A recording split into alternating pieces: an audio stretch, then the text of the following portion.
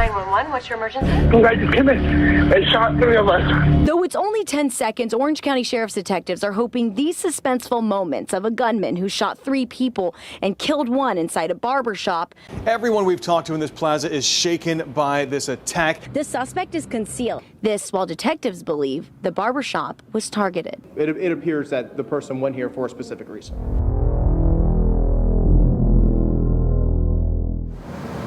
I remember it was a Saturday.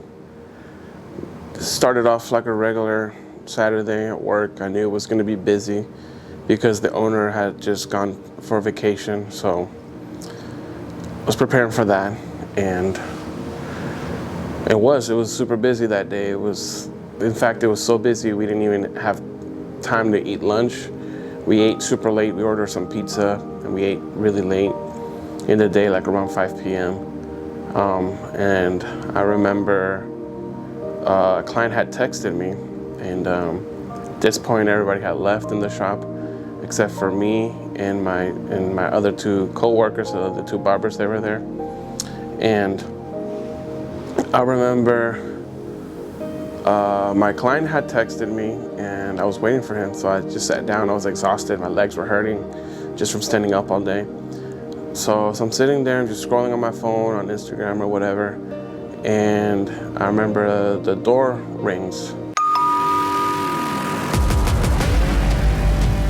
Hi, my name is Giovanna, and I'm Emmanuel's wife. So what I remember of that day was, I remember he called me around 6 o'clock. So I thought, oh, he's getting out of work, he's gonna call me.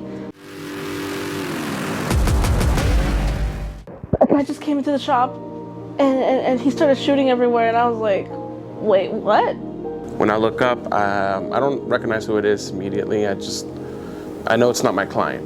So I just looked back down on my phone, and next thing I know, the guy's halfway through the shop.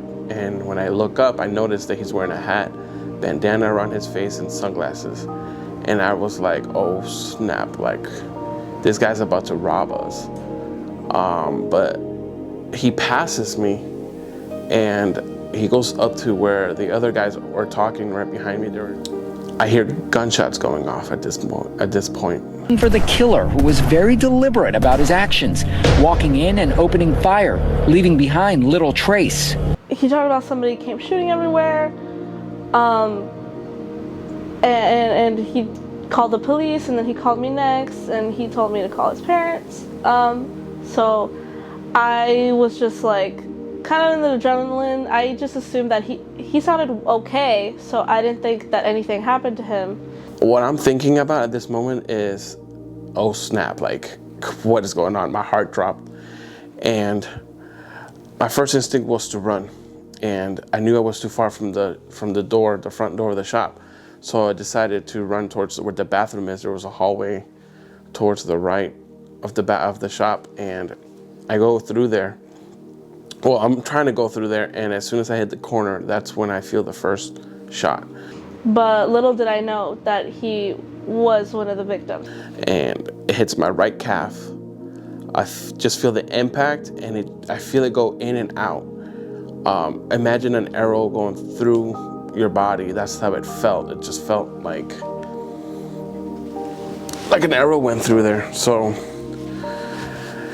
I keep running. So I take another step, and that's when I feel the other shot going through my left thigh. And at this point, I'm like, oh my God, like, there's so many things going through my head. I just know I have to get out. I have to run. I have to keep going. So I keep on running, and that's when I feel the impact of the 3rd bullet. And that one hits my back, my upper torso, my back, my left side. And it feels like somebody just hit me with a baseball bat. Like, the force was so hard that it made me fall to the ground. And I fell so hard to the ground that my glasses fell out, and my phone fell out of my hand. I remember hearing my phone fall, or seeing my phone just fall out of my hand. And that's, I'm on the floor bleeding out, and I don't know what's going on. I don't know if that guy's still there. I don't know if he just shooting the other guys still. I don't know what's going on. I didn't know that because he didn't really tell me. So I got there, and I was, the cops were telling me and the other wife of one of the other victims that they did get shot. And I immediately fell to the ground, broke down completely. I mean, obviously, how would anyone react, right? I was so distraught because I didn't think that he got shot. And I didn't know anything. They didn't let me go into the ambulance with him, probably because of the nature of the situation, which was a crime. All I know is that I have to go to safety. And as I'm crawling, bleeding out, and I'm crawling, there's points where I just want to like just stay there on the ground, just wanted to kind of like sleep. I just felt so weak. But you know, the thoughts of my wife and my family just kept coming through my mind. Just, it's cliche to say, but like my life flashed before my eyes, like everything from when I was a kid to like when I got married. At this point, I was only married for 2 years, so like I was like thinking about what my wife was gonna go through, like what's happening, what's gonna happen with my wife, what's gonna happen with my mom and my dad and my brothers. And at no point did I think he was gonna die, because God made so many promises to us that in order for them to be fulfilled, he has to live. I just remember crawling and crawling, and I made it up to where the door was, and I reach up to get it, but I'm too far. I'm on the floor and I can't reach up. And that's when I hear like footsteps behind me. So the first thing I think about is, this guy's gonna kill me. He's about to shoot me. I had already imagined the impacts of the bullets hitting me. I just remember turning around and just waving my hands like, please no. And the weirdest thing is he just opened the door and ran. And I thought that was so weird, but I was able to get in because he opened the door. So I grabbed the door and I go in there and I lock it.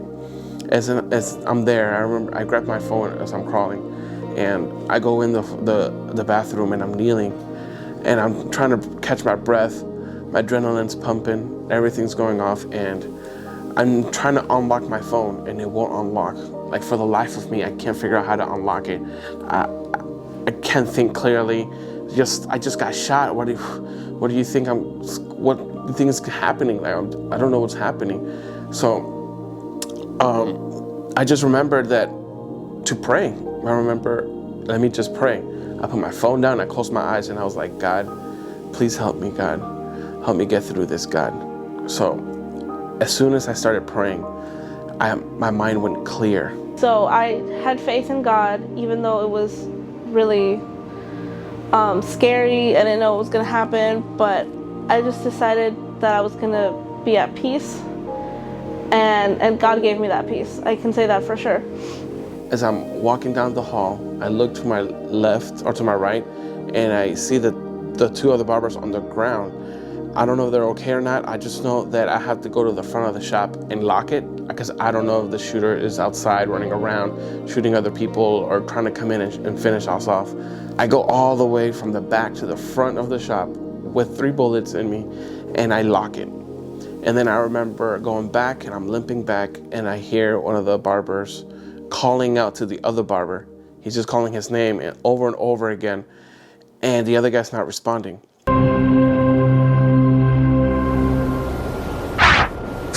Otero is one of the many faces of unsolved homicide. Project Cold Case has a database of cold cases submitted by families looking for answers. They also make updates when an arrest is made or a crime is solved. The group also makes decks of playing cards to hand out to raise awareness about these cases. The hospital was really, really hard. It was just really hard. Nobody could really see me since it was a crime. I was a victim of a crime. So not everybody could come to see me, all my friends or whatever, but And in the waiting room, a few people from church came, and they helped us pray, and I really received that prayer because I knew that it wasn't going to be the end. My wife would tell me that, hey, there's all these people in the lobby and they're praying for you and they're there for you. And I know that brought me a lot of comfort to know that. When I was in the hospital, the detectives came to me, and I remember them telling me that the barber didn't make it. The other one was okay. He got shot in his thigh, in and out. He was home the same day. But the one that got shot in the chest, yeah, they were like, hey, your buddy, he didn't make it. And I just remembered, like, I don't want to cry in front of these guys, but I couldn't believe it. I was really hoping that he was going to be okay. And he just didn't make it. Then after a very long time, they finally gave him surgery around midnight. They said good news. They didn't find anything. They didn't find any organs damaged, any major organs damaged. And basically because he had food right before it happened, that food blocked the bullet from doing a lot of damage. And so we were able to see God's providence just even through that. And then I finally saw him. He was sleeping after he recovered, and they took him out of surgery. But basically I couldn't speak to him, so I decided to sleep that night. He was in the ICU, so I couldn't talk to him. I couldn't sleep. Oh my God. He was in the ICU, so I couldn't be there with him, so I had to sleep in the lobby of the ICU. I had no blanket, no pillow, no nothing. There was other people who already took up more comfortable couches, so I just kind of like curled up in a ball, and maybe I slept for like 1 hour, but I was basically just crying the whole night. And then I got to see him finally later on, and he was better. He couldn't speak a lot because the way the bullet impacted him, it affected his diaphragm. So at that point he was just like breathing and fighting for his life, but he was going to be okay. But he was in intensive care for a while, and then he got better slowly but surely, and we got to go home. A few weeks later, I get out of the hospital. It takes me a month and a half to recover fully. My wife had to clean my wounds every day. She even had to help me wipe. She had to help me with everything. I couldn't do much. I remember trying to walk up the stairs, and I couldn't catch my breath. Like every time I would run out of breath every few steps. So I would have to stop every few steps and just take a breather, just take a breath, and then little by little until I make it to my upstairs. And she would have to help me with that. She would have to help me get off my bed and everything like that. It was really hard. It was really hard, and I'm a big dude, and she's small. She's like 5'5". And she was able to do that, so I thank God for my wife. I thank God for everything she did for me and everything she still does. She's my rock, she's my everything, but yeah, she's a very strong woman, and I'm very grateful to have her in my life. My advice would definitely be truly, like, it's cliche, but it's also the word, trust in the Lord. And definitely do not lean on your own understanding, but in all your ways acknowledge him, and he's going to make your path straight. And the Bible also says that many are the afflictions of the righteous, but the Lord delivers him from them all. And I got to see that. I saw that with my husband. I saw that with us, with our with his health and our financial situation. And just, yeah, my advice is just to trust in God and have a community. A lot of people prayed for us. It wasn't just financial, but it was a lot of spiritual encouragement from many believers throughout many churches, lots of people praying for us and giving us encouragement. So definitely, like, don't isolate yourself, and let God be God in your life, and he'll take care of what you can. Tomorrow is not foreseen. We don't know what's going to happen tomorrow. We don't know what's going to happen today. And I kind of say this with urgency because we really don't know what's the future holds for us. But I know one truth, and the truth is God is real. Jesus is real. He saved my life. I might not be the smartest person in the world. I may not know all the theology that's in the Bible and whatnot, but I know that I'm supposed to be dead right now, and I'm alive. I'm supposed to be gone, but I am here. And this might be a coincidence to you. It might seem like a coincidence, but there's a reason why you're watching this video. There's a reason why you're seeing this. I'm not supposed to be here. But God saved me for you, so I could tell you that He loves you. It's very even hard to tell if what race this person is. If we're looking for a white male, Hispanic male, an Asian male, we don't even know the complexion of his skin just because he's covered head to toe. Really, the only thing that we can tell is he's a thin male. He walks with a distinct gait, and if you tell at his shoes, the tongues of his shoes are kind of floppy. Until then, if you recognize the suspect, call the crime line right away. Live in Orange County, I'm Nadine Yanis, getting results News 6.